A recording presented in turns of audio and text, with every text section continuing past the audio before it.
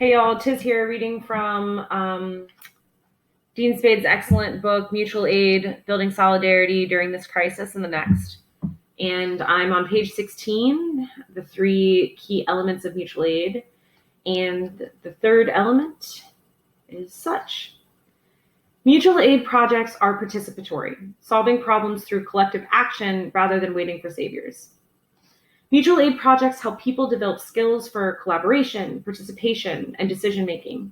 For example, people engaged in a project to help one another through housing court proceedings will learn the details of how the system harms people and how to fight it. But they will also learn about meeting facilitation, working across differences, retaining volunteers, addressing conflict, giving and receiving feedback, following through, and coordinating schedules and transportation. They may also learn that it is not just lawyers who can do this kind of work, and that many people, including themselves, have something to offer.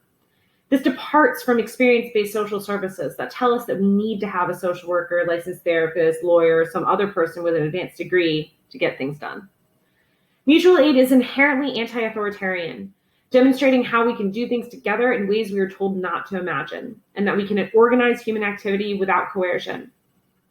Most people have never been to a meeting where there is not a boss or authority figure with decision-making power. Most people work or go to school inside hierarchies where disobedience leads to punishment or exclusion. We bring our learned practices of hierarchy with us even when no paycheck or punishment enforces our participation.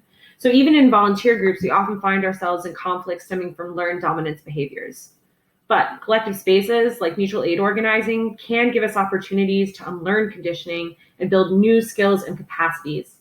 By participating in groups in new ways and practicing new ways of being together, we are both building the world we want and becoming the kind of people who could live in such a world together. For example, in the Occupy encampments that emerged in 2011, that's where I got my organizing chops, to prevent economic inequality, people shared ideas about how to resolve conflict without calling the police. Occupy brought out many people who had never participated in political resistance before, introducing them to practices like consensus decision-making, occupying public space, distributing free food, and engaging in free political education workshops. Many who joined Occupy did not yet have a developed critique of policing. I definitely did not. Participants committed to police abolition and anti-racism cultivated conversations about why activists should not call the police on each other. This process was inconsistent and imperfect, but introduced many people to new skills and ideas that they then took with them long after Occupy encampments were dismantled by the police. This is so true. Mutual aid can also generate boldness and a willingness to defy illegitimate authority. Taking risks with a group for a shared purpose can be a reparative experience when we've been trained to follow rules.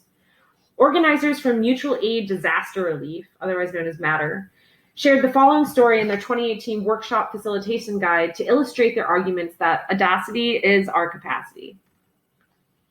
When a crew of MATTER organizers after Hurricane Maria traveled to Puerto Rico, some visiting their families, others bringing medical skills, they found out about a government warehouse that was neglecting to distribute huge stockpiles of supplies. They showed their MATTER badges to the guards and said, "We are here for the 8 a.m. pickup." When guards replied that their names were on the list, they just insisted again, "We are here for the 8 a.m. pickup." They were eventually allowed in, told to take whatever they needed. After being let in once, aid workers were able to return repeatedly. They made more badges for local organizers, and this source continued to benefit local communities for months. MATTER asserts that by taking bold actions together, we can imagine new ways of interacting with the world. When dominant ways of living have been suspended, people discover that they can break norms and even laws that enable individualism, passivity, and respect for private property. MATTER asserts that saving lives, homes, and communities in the event and aftermath of disaster may require taking bold action without waiting for permission from authorities. Disaster survivors themselves are the most important authority on just action.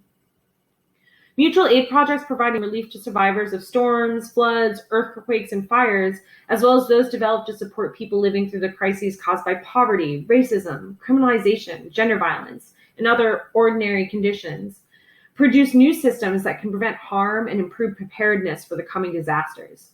When Hurricane Maria devastated Puerto Rico in 2017, it was the existence of food justice efforts that made it possible for many people to eat when the corporate food system, which brings 90% of the island's food from offline sources, was halted by the storm.